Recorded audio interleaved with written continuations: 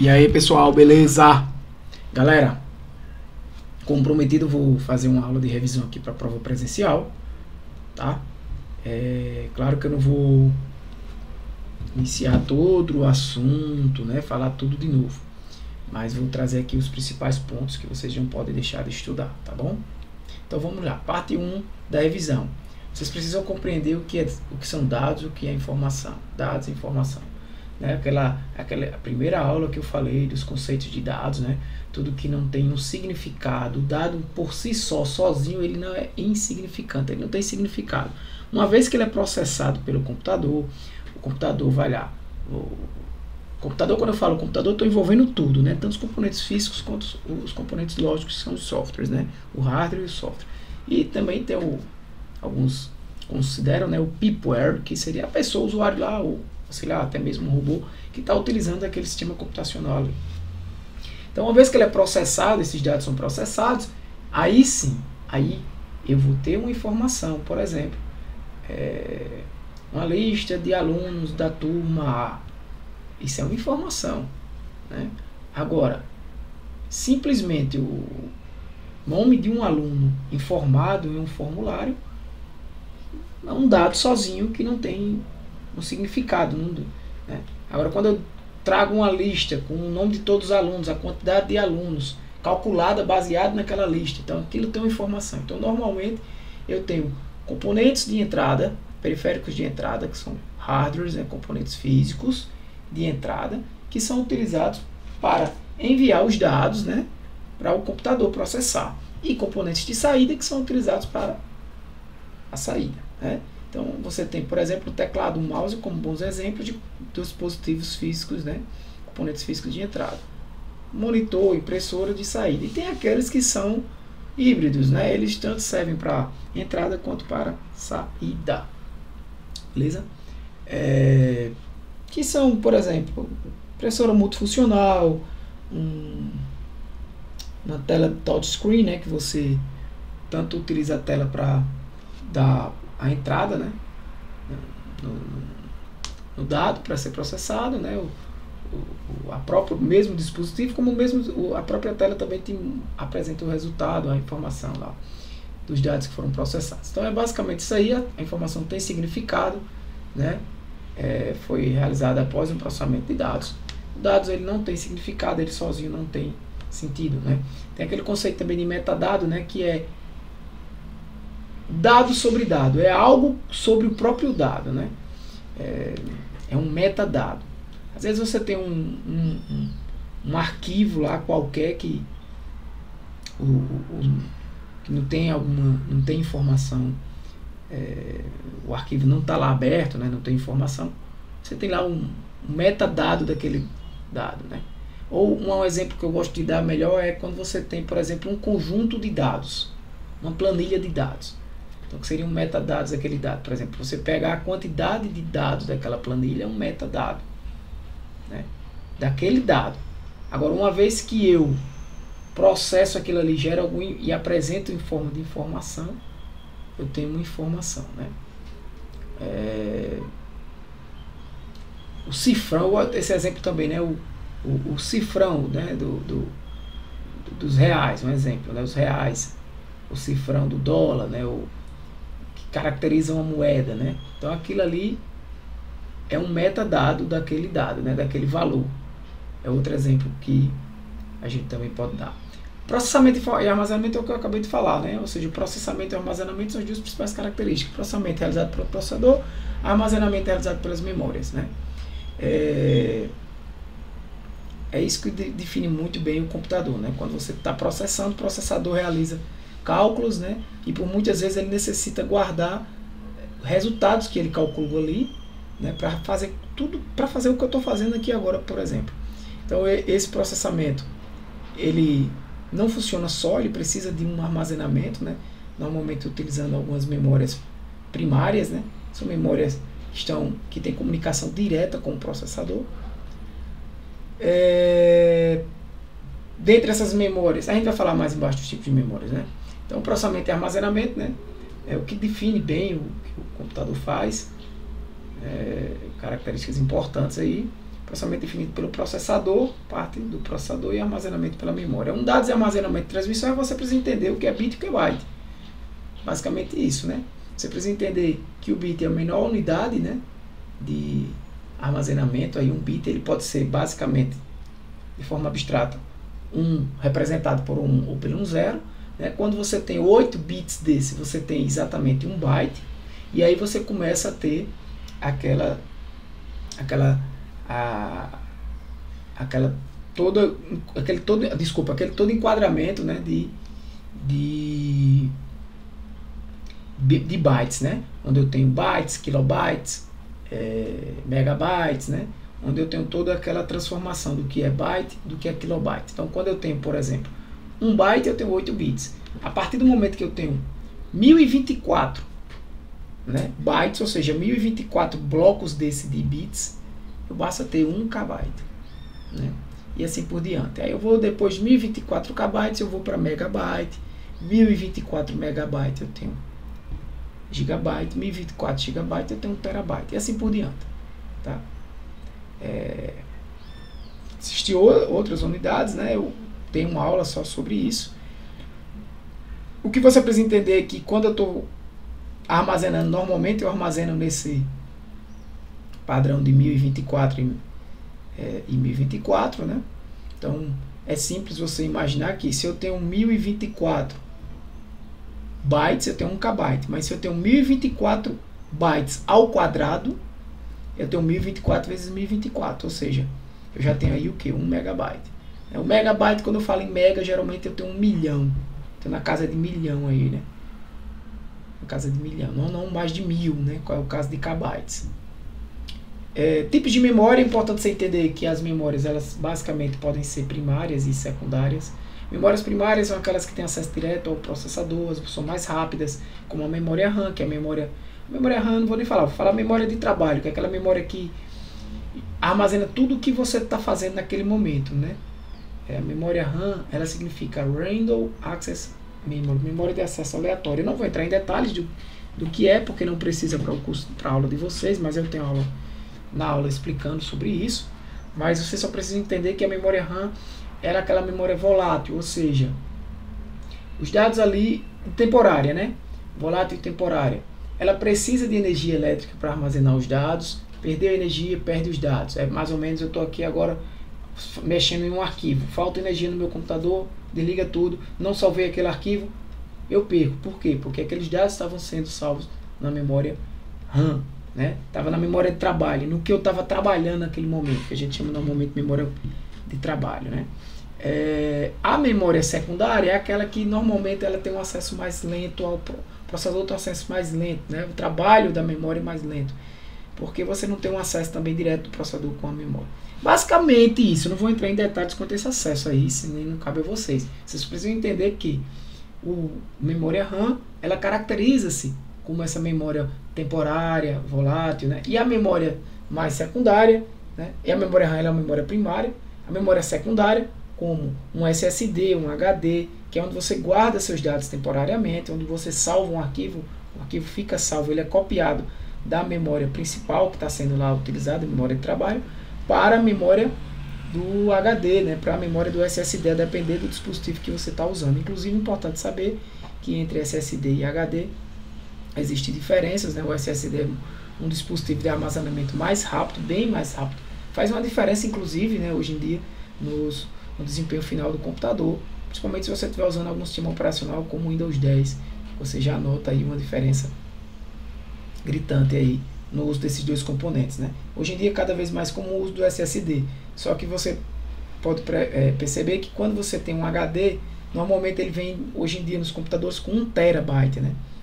Importante saber isso também, o HD, ele vem com um espaço de armazenamento maior. Normalmente é assim, gente. A memória, quanto cabe mais, né? Quanto mais espaço de armazenamento ela tem, mais lento também o acesso a ela, né? É o caso do HD. O SSD, ele é bem mais rápido o acesso a ele, em comparação ao HD. Não vai ser mais rápido que a memória RAM, por exemplo. Mas por ele ser mais rápido, ser mais seguro também, mais difícil de dar problema, esse tipo de coisa, o SSD ele também tem uma característica de ser vendido num tamanho menor. Não só para não deixar o computador muito caro, mas também tem uma lógica, né? Hoje em dia tudo que a gente tem, os arquivos que a gente tem, muita coisa que a gente tem está na nuvem. Então a gente meio que aluga, e eu vou já falar de nuvem, né? Aluga, né? Paga esse serviço de nuvem em alguma plataforma dessa de Google, sei lá, um Dropbox, né? OneDrive, aí você guarda lá seus dados lá e não necessariamente você vai sincronizar. É bom que você sincronize, ou seja, é bom que tudo que está na nuvem esteja também no seu computador. Pá, beleza, mas para fazer isso você vai ter que ter, por exemplo, você tem 1 tera lá na nuvem, você vai ter que ter 1 tera no seu computador. E ter 1 tera no seu SSD talvez seja um pouco caro. E aí às vezes o que é que a gente faz? Bota 1 terabyte no HD, compartilha, sincroniza aquele 1 terabyte ali com seus arquivos que estão na nuvem, né? Para quem 1 tera é suficiente, por exemplo, para mim hoje é suficiente, né? Eu tenho alguns arquivos, você quando tem arquivos mais antigos, talvez que deixem em desuso, tal, mas quando para a maioria das pessoas, acredito que seja suficiente, eu tenho 1 tera. Então você está lá sincronizando os dados que estão em nuvem, já entrando no assunto de nuvem, né? Daqui a pouco, com o seu HD. E o SSD você termina que tem ele um espaço menor, né? Você compra ele ali com 250, não sei se é 256 GB, mas tem de 120 GB também, já vem de 512, né? Mas normalmente vendido com uma quantidade menor do que o HD, mas também por esse motivo, né? Para não encarecer tanto o computador no final e para não deixar ele. E também porque você já tem tudo em nuvem, né? Muitas coisas você não sincroniza, né? Você deixa lá só na nuvem, né? Você não usa muito, um backupzinho seu lá, você bota lá, paga um serviço de nuvem desse e deixa lá. Outra informação importante, a memória RAM ela já não tem essa quantidade de dados, né? De 1 tera, não. Hoje em dia, né? Você está vendo esse aí na casa dos 8 GB em média, né? 8 GB. Claro, você pode ter mais do que isso no seu computador, mas 8 GB, para você ver, ela só tem um espaço de 8 GB, ou seja, o que você está fazendo ali naquele momento tem que ter no máximo 8 GB, né, aberto ali, usando, né, seu sistema operacional, um software aberto, um arquivo, a música, o outro software, outra página na internet, tudo isso junto, fica gerenciado ali naquele momento pela memória RAM. E ela tem que ter no máximo 8 GB, não no máximo 8 GB, né? Mas no máximo a quantidade de gigabytes que tem no seu computador para a memória RAM. Hoje em dia, em média, 8 GB, né? Mas você pode ter mais. E aí, e você pode perguntar, mas se encher, o que é que acontece? Memória virtual. O sistema operacional cria uma memória virtual. Essa memória virtual, ela é mais lenta do que a memória RAM normal, claro, mas ela não vai permitir que você deixe de trabalhar, né? Porque ela cria essa memória virtual lá na memória secundária, né? Que tem espaço que só, né? Acabei de falar, chega, dependendo do HD, SSD, chega lá em 1 terabyte, né? Enquanto eu estou aqui nas memórias com 8 GB. E assim vai, galera. Você vai diminuindo, por exemplo, você vai falar de memória cache, que é uma memória que está lá bem mais próxima do processador, né? Muitas vezes no próprio processador ou ali antigamente mais na placa-mãe, enfim, mas não precisa entrar em detalhes disso, mas é uma memória cache, que ela é meio que uma memória intermediária, né? Intermediária entre quem? Entre a memória RAM, ela tem menos espaço do que a memória RAM, ela já vai trabalhar ali na casa dos megabytes, porém o acesso do processador ela é muito mais rápido do que o acesso à memória RAM. E aí eu ainda posso dizer da memória registradora, que é a memória do próprio processador, que está interno no próprio processador, no próprio core do processador, que já é menor ainda do que a memória cache, né? Ela faz exatamente, ela é um intermediário entre esse registrador e a memória RAM. Então, de memória eu falei demais, mais do que vai cair na prova, inclusive, mais para conhecimento de vocês. Então, conhecimento nunca é demais, né? Então, conceitos de software e sistemas operacionais, é importante que vocês saibam os tipos de software, né? Aqueles que eu falei, software aplicativo, normalmente são softwares que a gente utiliza para salvar dados, salvar arquivos. Softwares utilitários, que são softwares que a gente utiliza para suprir alguma necessidade do sistema operacional. Aí tem aqueles softwares básicos, como o Driver, que permite você instalar uma impressora no seu sistema operacional, né? Eu tenho um Driver para o meu sistema operacional, né? Eu tenho um Driver. Tem cuidado em Driver e Driver, né?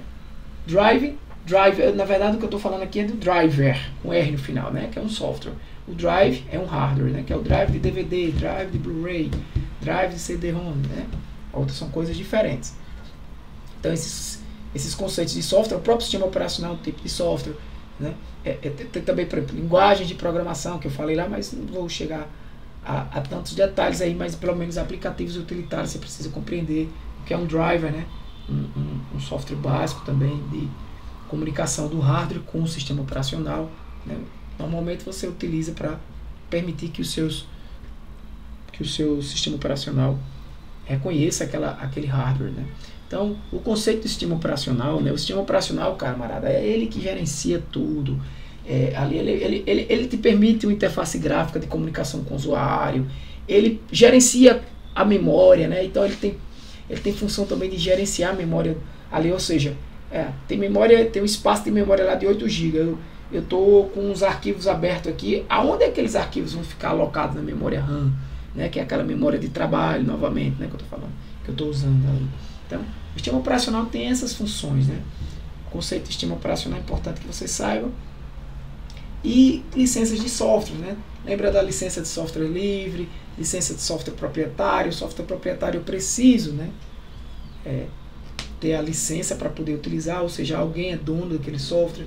Software livre é um software que eu posso redistribuir ele, copiar ele, né?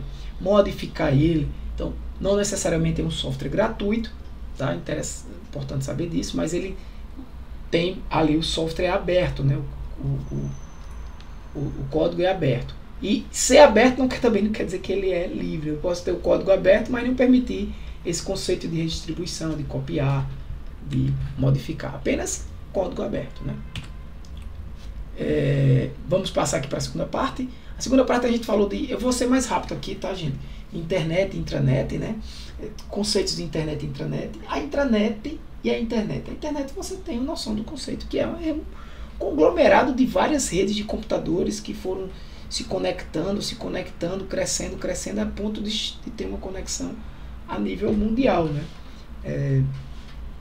Então, assim, até para conceituar a internet de forma bem fechada é complicado, né? Você não tem... Apenas você pode dizer que é uma rede mundial de computadores, ou é uma rede de redes de computadores de acesso amplo, né? Agora aí fica fácil de diferenciar da intranet, porque a intranet, imagina aí uma internet privada, imagina aí uma internet que funciona só dentro de uma universidade, por exemplo, ou dentro de uma empresa, dentro de uma grande empresa, é uma intranet. Então todos os serviços que eu posso oferecer na internet, como serviços de hospedagem de páginas web, serviços web, né, páginas web, serviços de dados, né, de armazenamento de dados, né, serviços de sei lá, tanto serviço de e-mail, né? Inclusive e-mail é um dos principais serviços da internet, dos primeiros, dos primórdios da internet lá. E o e-mail ele é uma forma de envio de mensagens, né, assíncronas, né? Não é síncrona, ou seja, eu não preciso naquele mesmo momento estar conectado, né? Eu posso receber um e-mail e acessar aquele e-mail depois. Por quê? Porque existe um serviço, existe um servidor de e-mails que guarda o e-mail que eu recebi, que guarda os e-mails que eu envio. Então, a internet está cheio disso, está cheio de servidores. Servidores são o quê? Computadores que prestam serviços, né? A web é uma teia que funciona aí através da internet. Web e internet não é a mesma coisa, né? Até porque vocês já viram falar de outros tipos de web aí, né? Deep web, dark web, sei lá. Então, a web que a gente usa, que a gente acessa, né, via www, né, aquele serviço www, ela é caracterizada por quê? Caracterizada por apresentar páginas, né, em páginas HTML, né, que é a linguagem de marcação daquelas páginas web. Se você pedir para o código, desculpa, você pedir para o seu browser, né, o navegador que você está utilizando para acessar a internet, mostrar o código, você vai ver ali um código HTML, né? Você vai utilizar o protocolo HTTP ou HTTPS em geral para acessar essas páginas web, né? Quando você faz pesquisas no Google, né, você está acessando ali via web, né, utilizando um protocolo HTTP ou um protocolo HTTPS, né? O protocolo HTTPS, para lembrar vocês, é uma transmissão segura, né? Quando eu digo HTTP, porque o protocolo HTTP ele não criptografa, né, os dados que você está enviando via web, enquanto o HTTPS criptografa. Isso é importante na hora que você está, por exemplo, botando dados confidenciais seus na internet, né? Então, verifica se o protocolo lá na barra de endereços de um navegador HTTPS. Importante você saber também o que? Caracteres especiais que você usa na pesquisa do Google, tá? Caracteres especiais como asterisco, né? O que é o asterisco quando eu for fazer uma pesquisa no Google? O que é o tio? Né? Vou fazer uma pesquisa sobre política. Então, se eu botar até o T e um asterisco, ele vai trazer política, políticos, todas as páginas que tem que tiver qualquer palavra no sentido de depois do T, ele vai trazer política. Pronto. Então, o que ele tiver em depois do T, ele vai trazer. Ele vai trazer política, políticos, sei lá, polite, qualquer coisa ele vai trazer. Né? Qualquer palavra aí que tenha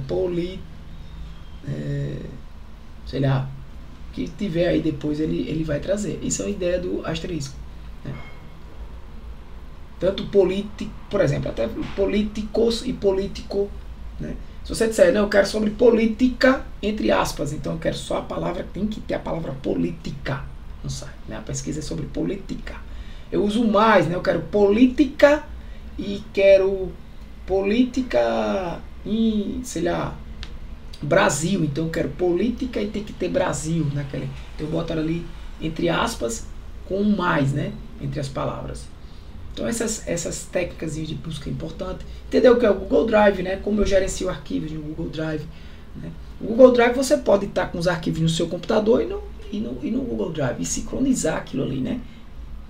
Então, mesmo que você gerencia no Windows Explorer, lá no Windows, você gerencia também no Google Drive. Você pode copiar, você pode mudar, modificar, só que no Google Drive você gerencia normalmente pelo navegador web, mas o que você gerencia, o que se tivesse sincronizado os seus dados na nuvem com os dados do seu computador, o que você modificar no seu computador, vai modificar lá na nuvem também.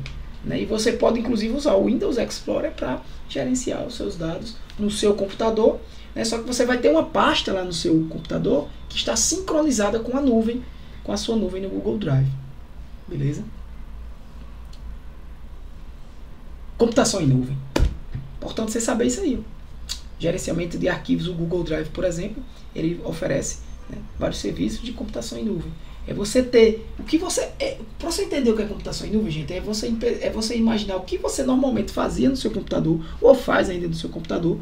Imaginem que sem internet, não existe internet. O que é que eu fazia quando não tem internet? Ou para quem não pegou esse tempo, o que é que eu posso fazer? Desconecta, o que é que eu posso fazer? Muita gente vai dizer, não faço nada, desfaz. Você tem softwares locais, você pode instalar o Word, o Excel e usar. Você pode jogar, você sozinho, mas joga, né? Você pode gerenciar seus arquivos ali dentro do seu computador. Quando eu digo computação em nuvem, é porque eu começo a oferecer serviços que estão em servidores, né? A gente chamou aí que estão lá em nuvem. Por que eu digo em nuvem? Só um parênteses aí. Porque nuvem, imagina que está acima. Então, tudo que está acima, né? Por que acima? Porque tudo que eu envio para a nuvem, eu estou fazendo o upload. Tudo que eu baixo da nuvem, eu estou fazendo o download. Compreendo a diferença entre esses dois conceitos. Tá?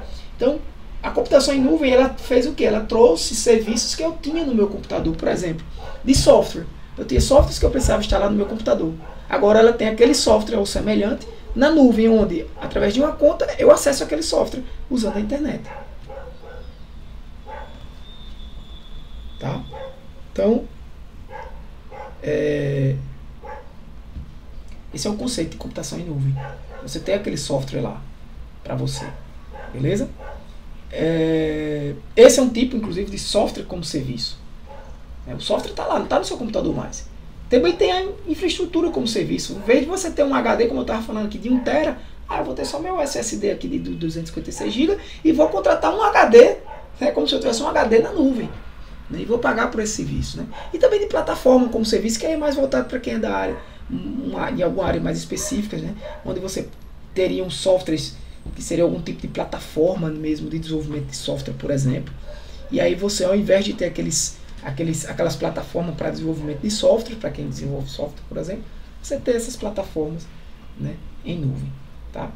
Então a principal característica é você entender isso aí. Eu tenho softwares como serviço, infraestrutura como serviço e tenho plataformas como serviço. Tem outros exemplos aí, mas não precisa a gente entrar nesses detalhes, né? Então você precisa entender o conceito do que é a nuvem, né, de download e upload dos arquivos, né, que os dados estão em algum servidor na internet. Tá? Essa terceira parte aqui, conceitos de segurança da informação, você entendeu o que é segurança da informação, os principais serviços de segurança da informação, confidencialidade, integridade e disponibilidade, né? Os dados são confiáveis. Quem está acessando aqueles dados realmente é quem está podendo acessar. Quando eu envio uma mensagem, ou seja, são confidenciais. Quando eu envio uma mensagem, eu garanto que aquela mensagem vai chegar da forma que saiu, né, da origem, vai chegar no destino da forma que saiu da origem. Integridade. Eu garanto que aquele sistema vai estar sempre disponível 24 horas por dia, 7 dias por semana, 30 dias por mês, 365 dias por ano. Disponíveis, disponibilidade. Então, é sobre isso aí que é a segurança da informação. Os ataques são geralmente basicamente em cima desses três serviços, né? Ataques para interromper um sistema, ou seja, atacar a disponibilidade do sistema. Ataques para modificar, né, o conteúdo dos dados que estão sendo enviados ali, ou seja, ataques sobre a integridade do sistema. Ataques sobre confidencialidade, ou seja, aquele é confidencial, ou seja, a pessoa que está acessando aqueles dados tem direito para acessar, ou seja, o cara descobriu a senha de alguém e entrou no sistema. E são esses tipos de ataque, né? E aí, existe malwares para isso, né? Malware, softwares maliciosos, spyware, são espiões, né? Espiões que ficam captando, por exemplo, podem captar, antigamente mais comum, o que você digita. Por isso que muitas vezes aí você tem sistemas de banco, né? Sites de banco que ao invés de pedir tua senha pelo teclado pede via teclado virtual, mas aí já vem um screen logger que pega os movimentos da setinha do mouse, né, do apontador, onde você clica. E aí vocês podem ter softwares até para captar voz e disponibilizar, captar vídeos, disponibilizar, né, usando o dispositivo que você tem no computador. Então são os spywares, né? Os vírus, né, que são mais conhecidos, malwares mais conhecidos, que infectam arquivos, ou seja, eles precisam de um hospedeiro para poder atuarem como eles vão atuar. Mecanismos de defesa, como o firewall, como um antivírus, são mecanismos de defesa, né? O firewall ele é meio que uma parede de fogo, né? Pode ser um firewall do computador, um firewall da rede onde esse computador se encontra, né? Ou seja, ele fica verificando todos os dados, toda a informação, todos os dados que entram e que saem ali naquele computador ou daquela rede. E aí, se existir alguma política que faça com que ele proíba aquele dado de entrar no computador, na rede, ele vai impedir aquilo ali. Então é um mecanismo de segurança, né? O antivírus ele já é um mecanismo de segurança para detecção de vírus, né? Agora eu vou abrir aqui o Word, tá, pessoal? E vou sair dessa parte para ficar um pouco mais prática. E vou abrir também o Excel, tá?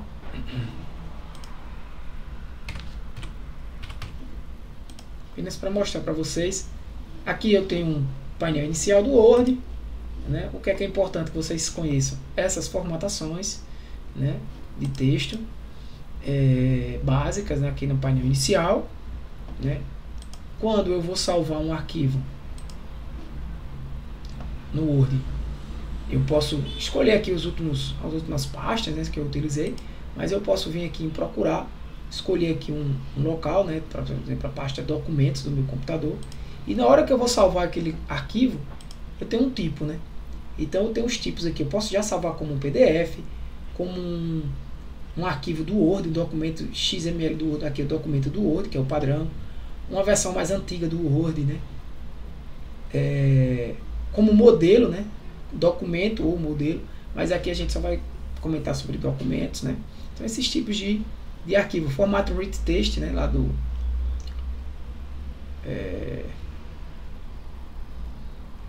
WordPad, acho que é do WordPad, não tenho certeza. Enfim, já posso salvar direto como PDF e escolher aqui o lugar, né? E o fato dos detalhes do Word, como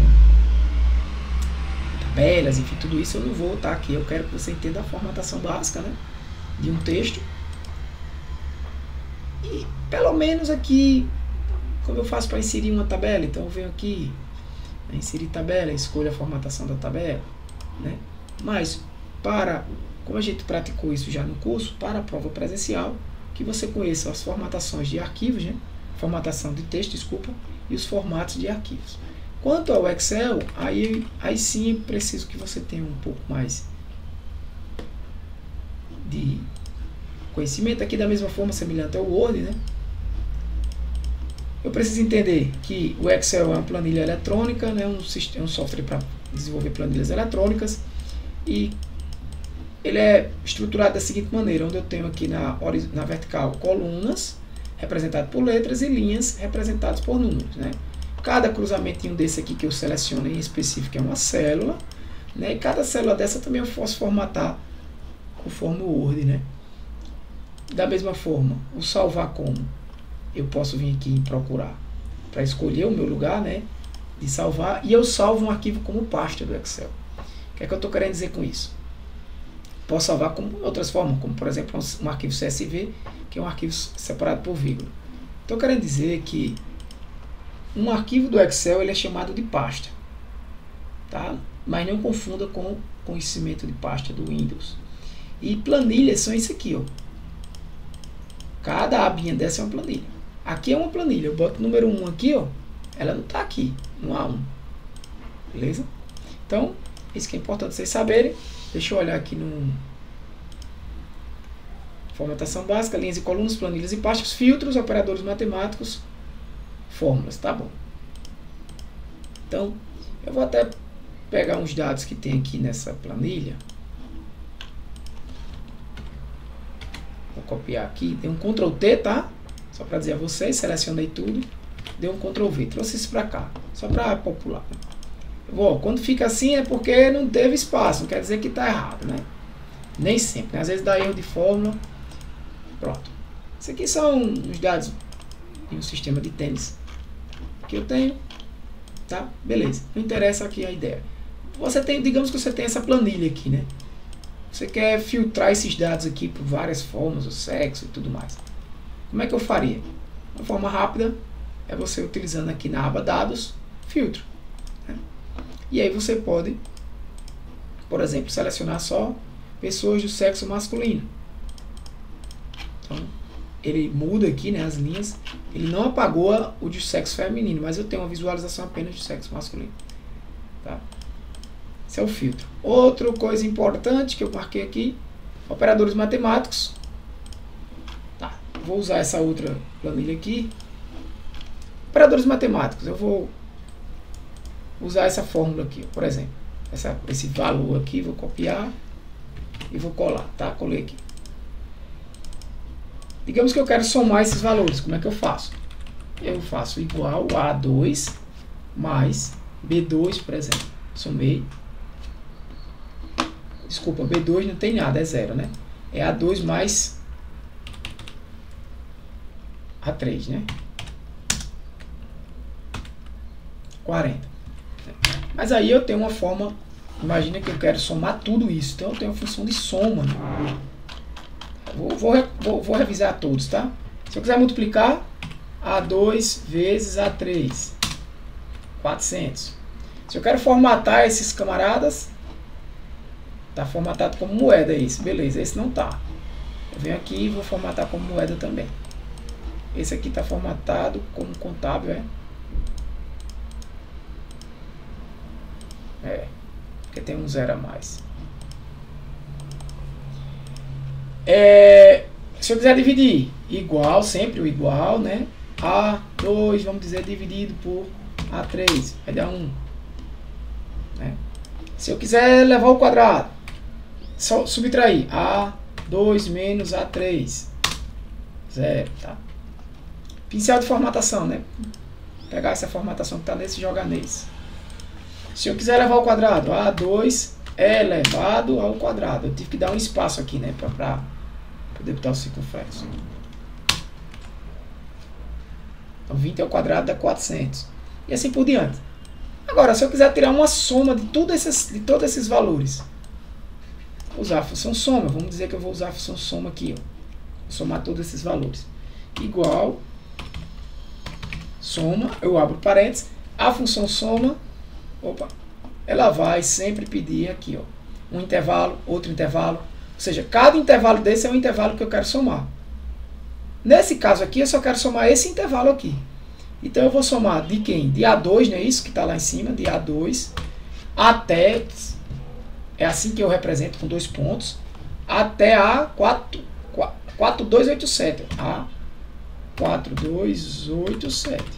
Fecho o parêntese, somei todo mundo. Se eu quiser somar outro intervalo, eu coloco um ponto e vírgula aqui, ó, porque é um segundo parâmetro. O primeiro parâmetro é essa soma desse intervalo aqui.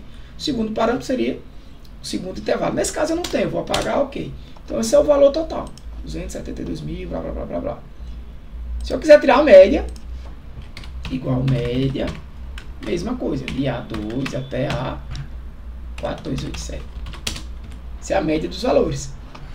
Ele somou tudo e dividiu pela quantidade. Foi isso que ele fez aqui. É só pegar isso aqui e dividir pela quantidade. Aí se eu quero saber a quantidade de... eu vou até botar por aqui assim. A quantidade de itens, né? Você pode até dizer, tá, Tiago, tem 4.287. Menos 1, né? 4.286. Não, mas não vou calcular dessa forma, né? Eu posso contar onde tem valores.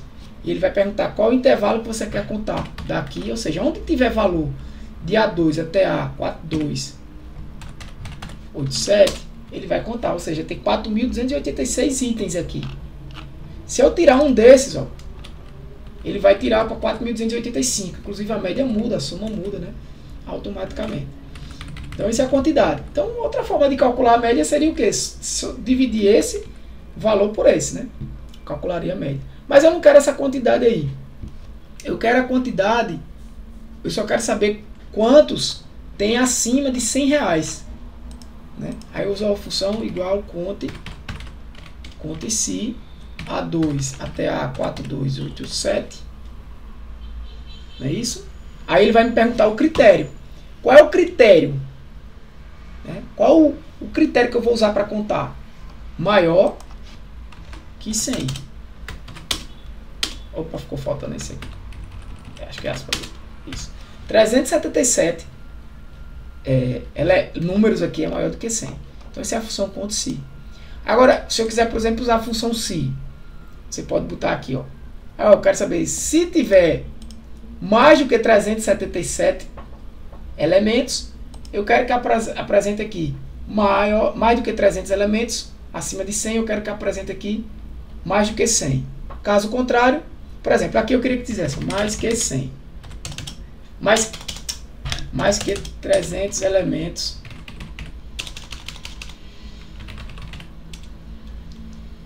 Mais que 300 elementos foram calculados. Pronto. Eita, calculados assim. Pronto, calculados. Mais que 300 elementos foram calculados. Só que eu não quero olhar para cá. Porque se eu disser assim, conte acima de 200. Pelo que ele olhou aqui, não tem nenhuma. Zero. Mas continua aparecendo. Mais que 300 elementos foram calculados. E não, foi zero calculados. Foram encontrados, né? Lembra que isso aqui é uma revisão, tá, gente? Faz sentido eu desenvolver planilhas aqui, isso aí já foi feito na aula. Então, eu quero usar o que é aqui? Eu vou usar aqui uma função, vou copiar isso aqui, recortar. Função se. A função se vai me dizer o que, ó? Verifique um teste, faça um teste. Qual é o teste que eu quero fazer? Eu quero verificar se a célula A4292, que é essa daqui, onde está o resultado calculado aqui, é maior do que, vamos dizer, 200. Ou seja, se tiver mais de 200 elementos acima de 100, diga isso aqui, ó. Existe mais de 200 elementos, foram encontrados. Então, ó, ponto e vírgula. O segundo parâmetro representa quando essa lógica, que esse teste lógico, for verdadeiro. O terceiro parâmetro só vai aparecer quando esse teste lógico for falso. Aí eu vou botar, ó, menos do que 300 elementos foram encontrados. Mais do que 300 elementos. Tá? Ele deu um errozinho aqui, mas está certo. Então, se A4292 for maior do que 200, eu vou até quebrar isso aqui automaticamente para não ficar... Deixar assim. Mais do que 200 elementos foram encontrados. Né? Posso selecionar tudo isso, dar um Ctrl X, botar para baixo aqui. Mais do que 200 elementos foram encontrados. Por quê? Porque esse número é 377. Mas se eu alterar esse número aqui para 150, ó, caiu para 164, não foi? Automaticamente aqui ele mudou também, ó, menos do que 300 elementos. Que eu precisei botar esse espaço porque tem essa aspas que tem um espaço aqui, né? Entendido? Esse valor aqui é a média, esse é a média, esse é a soma, esse é a média, esse é a quantidade. Esse é a quantidade baseado numa condição. E isso aqui é uma condição de resultados, né? Eu poderia fazer outra condição aqui, se quisesse, por exemplo. Veja se o teste lógico, veja se... Inclusive eu posso botar essa função dentro dela, né? Mas não vou fazer isso. Veja se...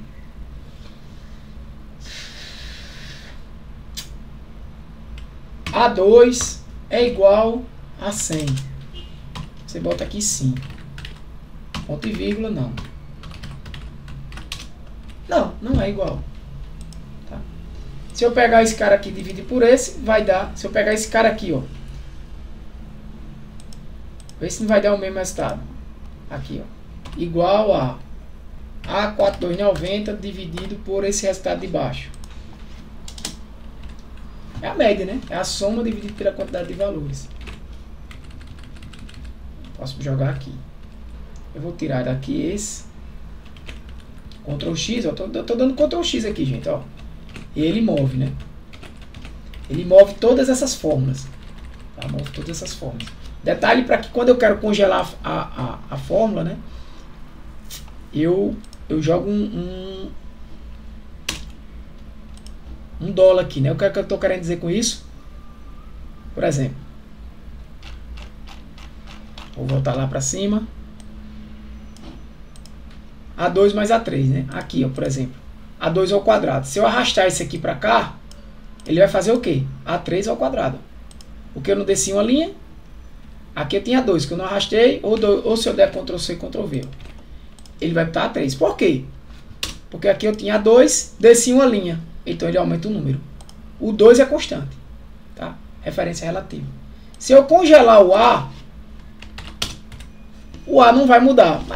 Mas o A já não ia mudar. Porque o A está na mesma coluna. Agora se eu for para o lado, ó, o A não mudou. Mas era para mudar se não fosse congelado. Ó. Se não tivesse congelado,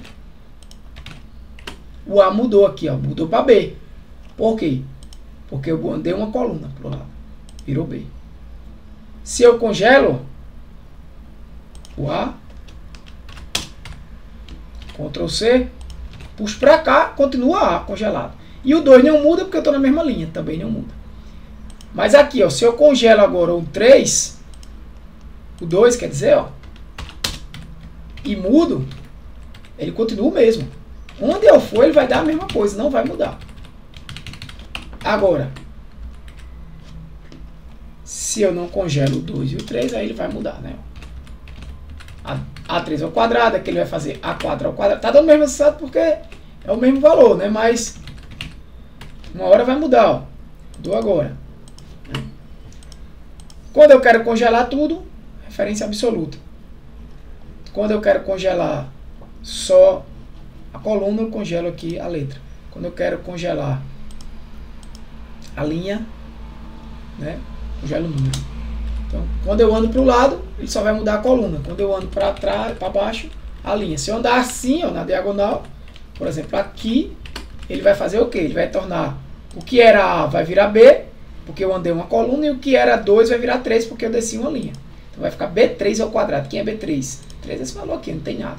Se eu botar o número 1 aqui, ele vira alguma coisa. Então é isso aí, galera. Revisão feita para a prova. Mais do que isso não é necessário. Espero que vocês estejam bem aí. Um abraço, valeu!